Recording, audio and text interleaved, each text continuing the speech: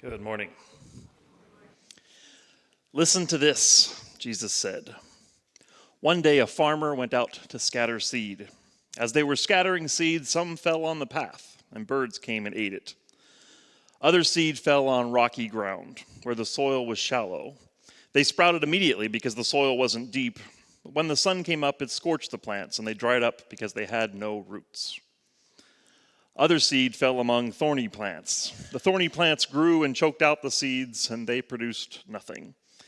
And yet other seed fell into good soil and bore fruit.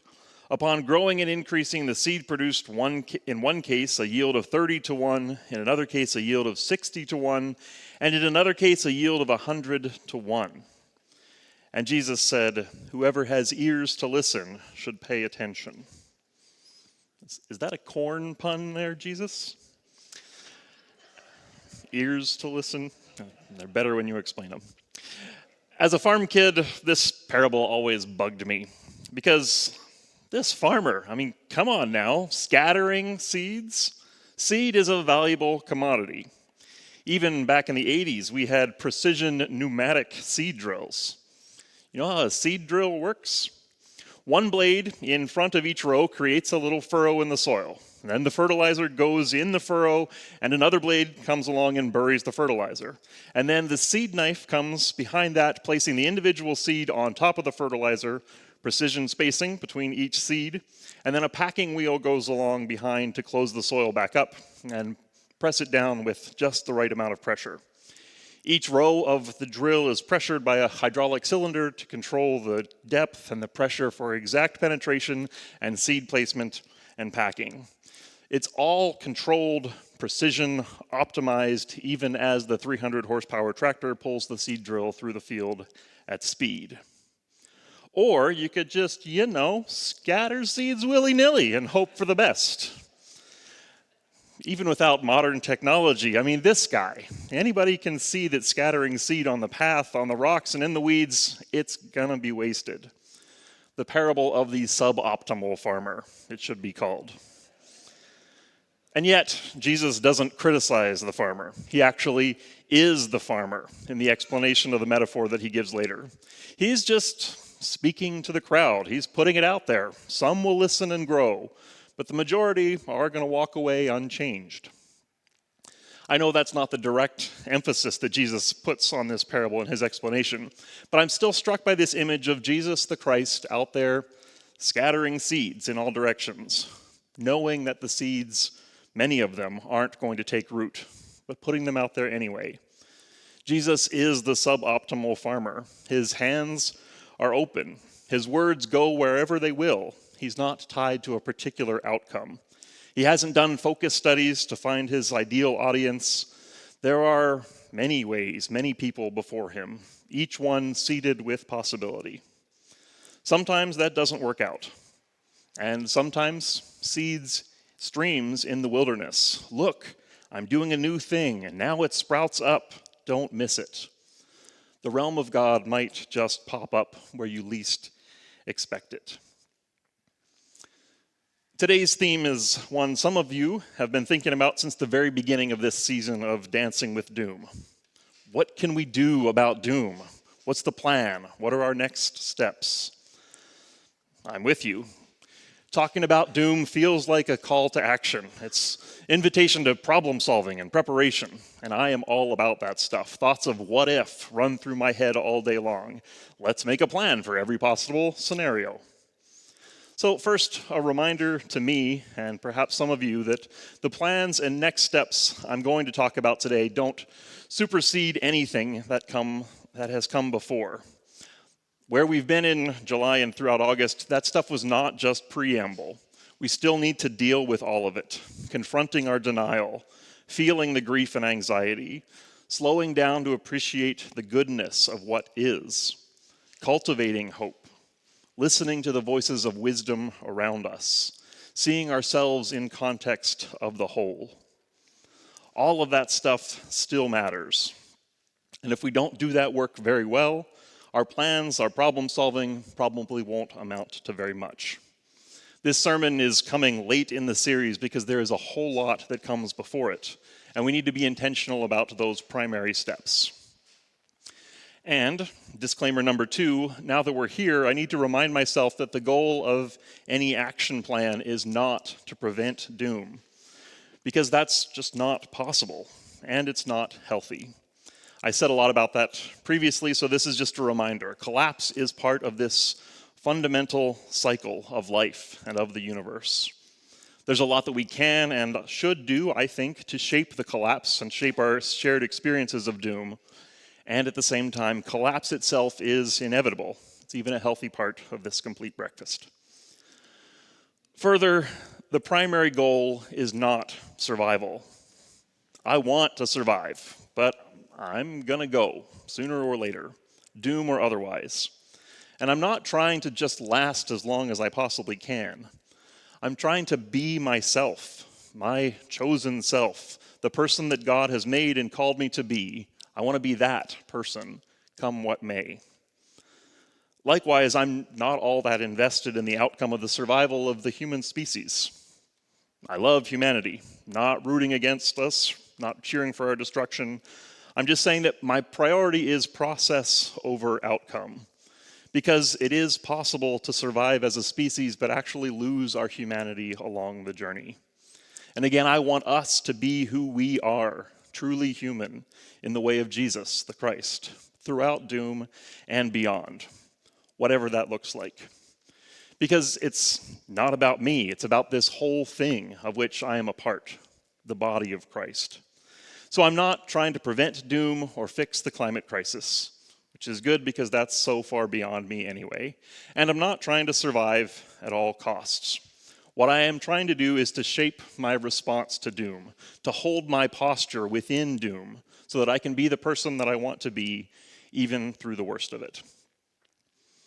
With those disclaimers, the plan.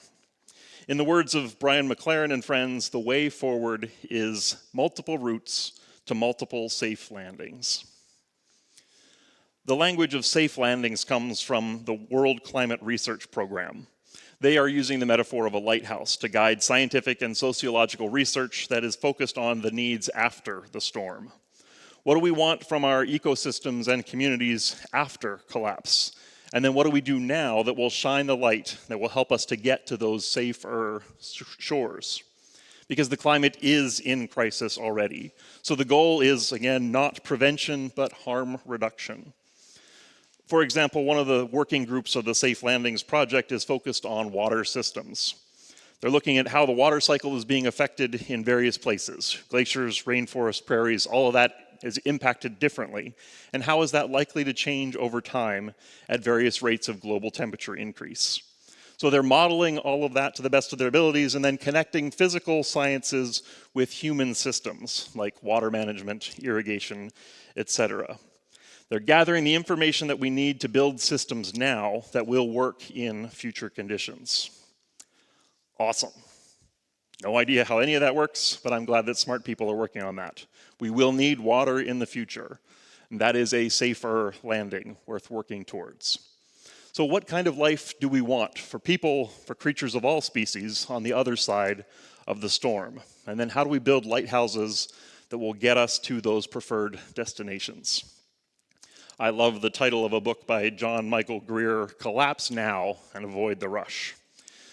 Don't wait for the disaster to become the kind of people we want to live around after the disaster. We start now to build that kind of society and to do that work within myself now, in advance.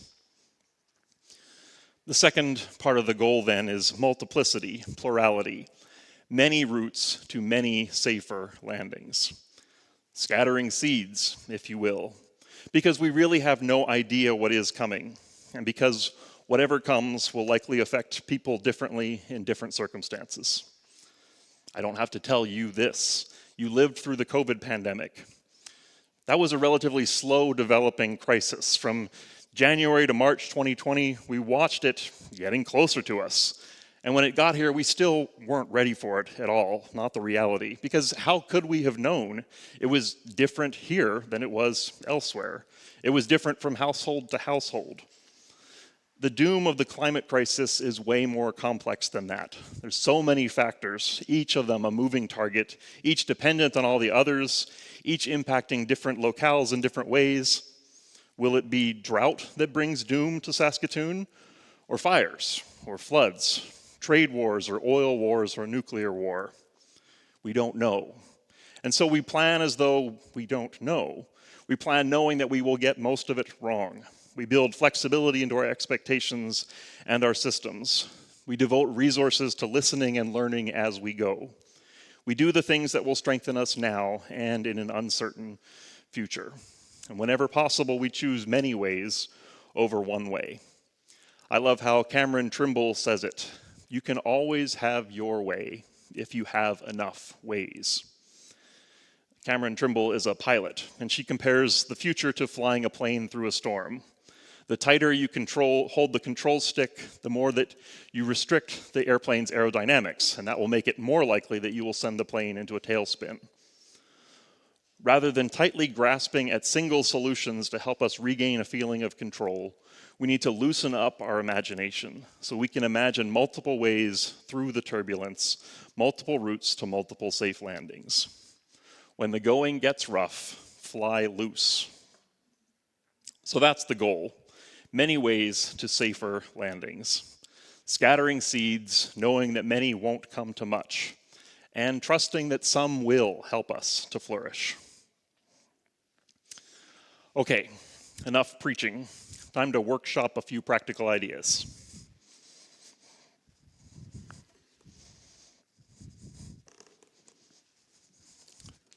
If I had a hat on, I'd turn it around. Here are some things that I can do. Perhaps I will do. First for myself, and then we'll talk about what we might do together as a church community. Flying loosely with open hands. 1, physical fitness. Whatever comes next, we're going to need healthy people. I'm not talking about training to outrun zombies or defend my bunker against invaders trying to steal my protein powder. That's what I have Carrie for. But physical well-being is pretty important in a crisis, even a slow-breaking one. And healthcare might be hard to come by, as our systems are stretched thin. We know they already are. There's not much I can do about that, but staying healthy matters, now and in the future. Likewise, emotional and spiritual fitness. Though living through doom is demanding. We'll need people with coping skills, spiritual practices, grounding and perspective. And that stuff doesn't just come in a moment of crisis. I want to prepare and practice now. Courage, contemplation, grieving, holding on to hope. These things are muscles that can be exercised with intention and practice. Collapse now and avoid the rush. When the world is falling apart, I want to know how to keep myself together. I also want to practice what I will call disconnection, in the internet sense of the word. My computer and my phone are desperate to keep my attention. Notifications and reminders and location services so that all of that so that all of my reality is filtered through that virtual lens. And there is plenty of goodness in that. I'm a willing participant. But I'm personally skeptical of how much of that technology, that connection, is going to survive if and when doom escalates to a true crisis. And so I don't want to be lost without my devices, metaphorically or literally. I want to rely on them now less, not more. I want to turn them off more often, to have Sabbath days or weeks or whatever. So I'm not going low tech, or certainly not no tech. But I want to live with the awareness that all of this stuff is a luxury. It's not a bedrock to build my life around. Alexa, don't tell Siri I said that. Up next, I'll call it 80-40-20. I'm thinking about my life as a big set of geographic circles. There's the local, the small circle, there's the regional, and then there's the global, the big circle. I want to invest 80% of my time and energy on this smaller local circle, 40% on the regional, and just 20% on the global. I know that adds up to way more than 100%. I am an idealist, and 80-40-20 sounds way better than 57-29-14. But I like that ratio where I'm twice as invested in what's happening right here than in what's going on in Ottawa. And I'm 4 times as invested in what's here than what's happening on the other side of the world. I know it all matters, but proximity equals impact and influence. I can't do much about the people suffering in Gaza. I can do some things, but not much to have an impact. I can do many more things about people suffering in Saskatoon. It all matters, and this is where I am. 80, 40, 20. I want to apply that to the news that I follow and to my political engagement. This is a weird time where I can name more representatives in the US Congress than members of the provincial legislation in Regina. Because US news is way more entertaining and well-produced than local news, but it's not helping me to help anyone. So I want to pay attention to the world in this 80, 40, 20 way, and then let that shape how I give my time and resources to people and organizations and causes. One more, I want to listen to and tell better stories. There's a lot of apocalypse and dystopia in popular media these days, and that does matter. The stories about crisis can be part of that inner work, helping us to face what we can face. But I think that I've heard enough about the end of the world. It's time for me to start thinking more about what comes next in the positive sense, to expand my imagination. So I want to read and watch more inspiring speculative fiction. There's something to this stage of collapse and rebirth that has this space for new imagination, new science fiction, new stories about different ways to organize society and shape our lives around what matters most. And not just fiction. I want to read the stories of those who have survived the end of their world. Those are biblical stories, indigenous stories, refugee stories. If you know things that are along these lines, definitely I would be glad for your recommendations. I'll note too that this is not just for personal development. Stories are, this is my profession. So if you're making your own mental list of things that you might do along with mine, this is the slot where you say, okay, how do I factor doom into my craft? What are my particular interests and skill sets? How do I apply this thinking to my skill set, to my profession? The future needs you to do your work with all of this in mind. Mine just happens to be more fun than some of yours. As for some of what we might work on together, again, I don't have an agenda here. I'm just throwing things out, planting seeds, not submitting proposals. Maybe some of this takes root and grows, maybe not. That is something we will work at together. First, this is probably obvious, but we can continue to be a center for healthy spirituality. Again, the world needs healthy individuals through doom and beyond. So bring your dumbbells to church. Spiritually speaking, we're not a gym, although that would be an interesting concept. But we can function as a spiritual training center for a faith that is prepared for doom and for whatever comes next. That doesn't mean that we're only going to talk about doom all the time, but we need to have it in mind. This is where we're going, and where do we want to go? Who do we want to be in light of that? As we practice the many things that have sustained our faith always. So maybe it's just words, but to me it would be clarifying to have health and wholeness as primary goals. What might change if our focus is on health, being well as we are together, wherever we are, rather than a particular outcome for budgets or traditions or numbers, targets, or whatever? Can we be healthy together as the world around us collapses, as some of us collapse? Another path might be to stand with the non-productive and less productive members of society. History warns us that in times of doom, circles get tighter. People get left out. Budgets tighten, efficiency is emphasized, and those who don't contribute get less. They go without. Doom is the space for all kinds of prejudice. Prejudice against the disabled, the elderly, the less educated, newcomers. Some people matter less than others because they are seen to be less capable of working for the well-being of the group.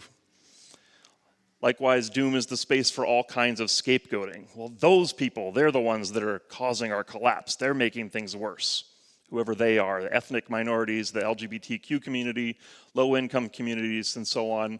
People are targeted and criminalized and taken advantage of in times of crisis.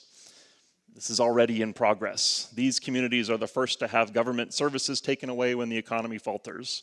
They are targeted in the anxiety-driven culture wars and so on. The weight of collective doom falls heavier on some than others. As church, we can and should stand with them to shoulder that weight, already and in what comes next. And I know we're doing much of this work already. Just we emphasize it, keep at it. A couple more. This is outside of my area, but there are ways that we can use our property and building as community resources in times of doom? If and when the worst happens fast, people will need shelter, water, a community hub for sharing resources and information, etc. We can't be all of those things, but maybe we can be prepared to help. I'm thinking to earlier this summer with the forest fire refugees. The idea was brought forward in June or July that, well, we have this building, people need places to go, maybe we could offer it, set it up as a temporary shelter or something. That idea didn't really get very far because we're not actually set up for that kind of thing at the moment. But maybe we could be, maybe we could get there. There will be more forest fire refugees next summer.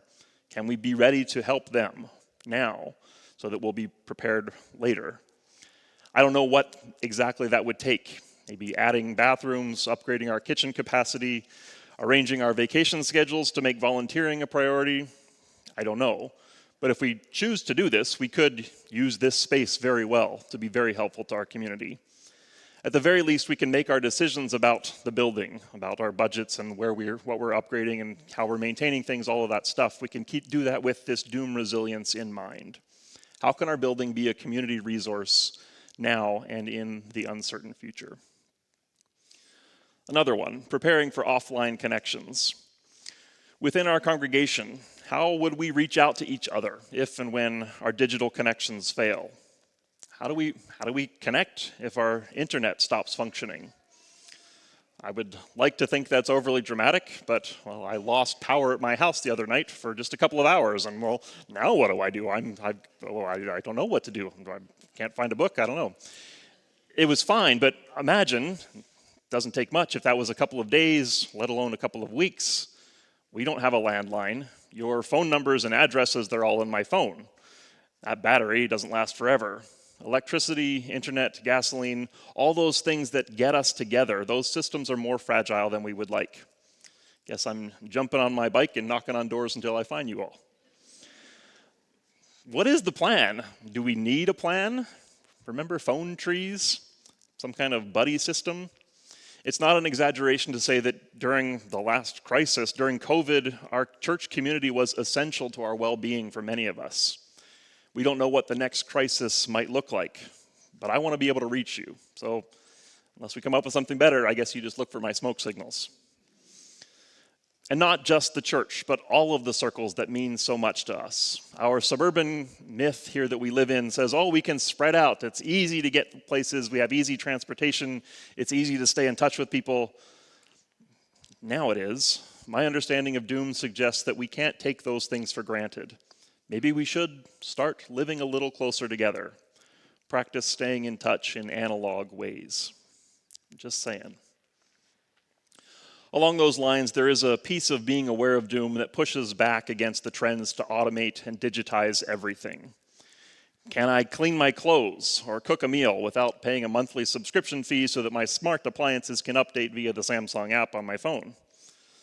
It's a bit of an exaggeration, but not much. That stuff is not going to be helpful in a season of doom. You all, on the other hand, are going to be very useful.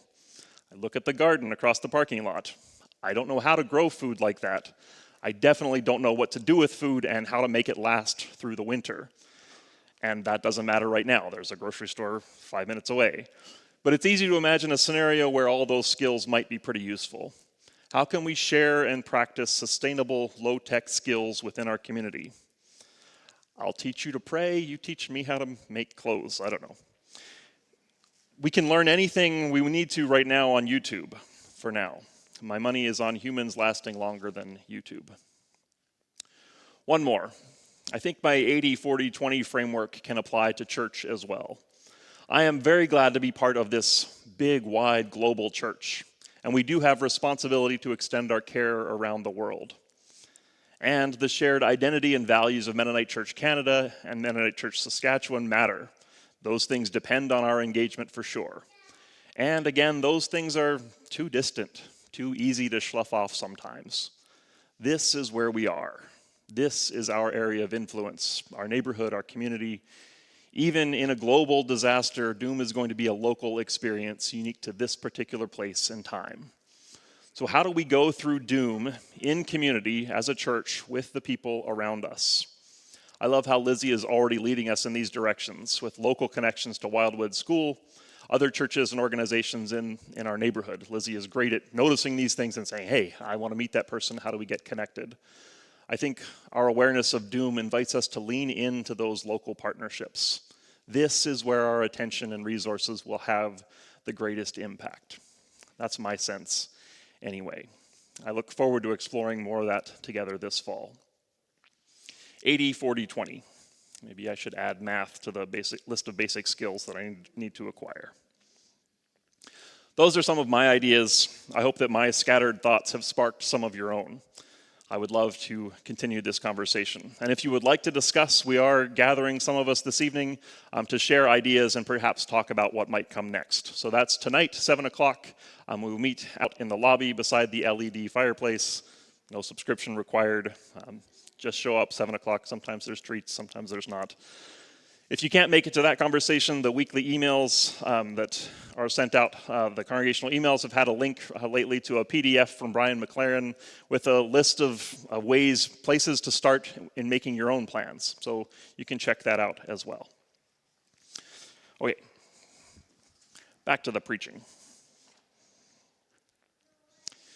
It occurred to me this week that the wisdom of multiple routes to multiple safe landings is actually a pretty fair description of the New Testament accounts of the first Christian churches. The first century was its own kind of apocalypse for the followers of Jesus.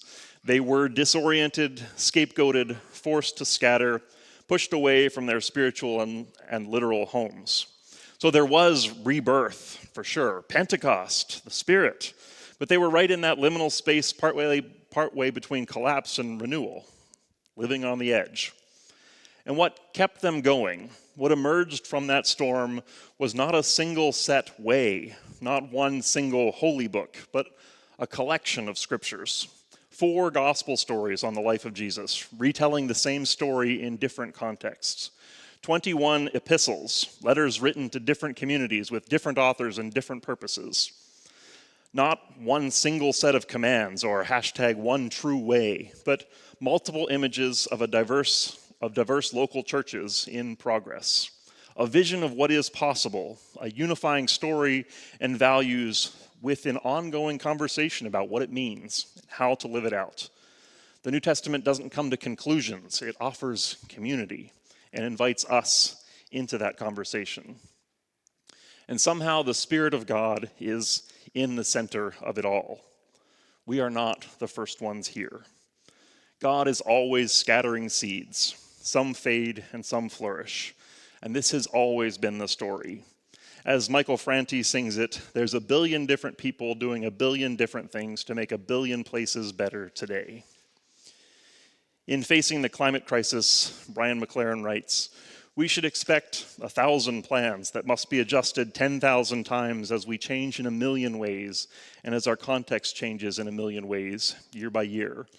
Millions of agile organizations and initiatives are being launched. So many good people are doing so much already, and more of us are joining them every day. One of the most important things to remember is that your plan must be dynamic, experimental, evolutionary. It will change over time because our situation is complex and our future is uncertain. Whatever you do, it matters. The same is true for what other people do. Truth be told, what's yours to do may not be what is theirs to do. This is a lesson I learned from one of my heroes, St. Francis of Assisi. Early in his life, he wrote, "No one showed me what I ought to do." In other words, nobody imposed the plan on him. He felt his way until he found his way. Later in his life, he wrote, "I have done what is mine to do. May Christ teach you what is yours." Let me say it like this. The things you do as an individual, The things you as an individual are doing now really matter. and the things we come together to do matter even more. May it be.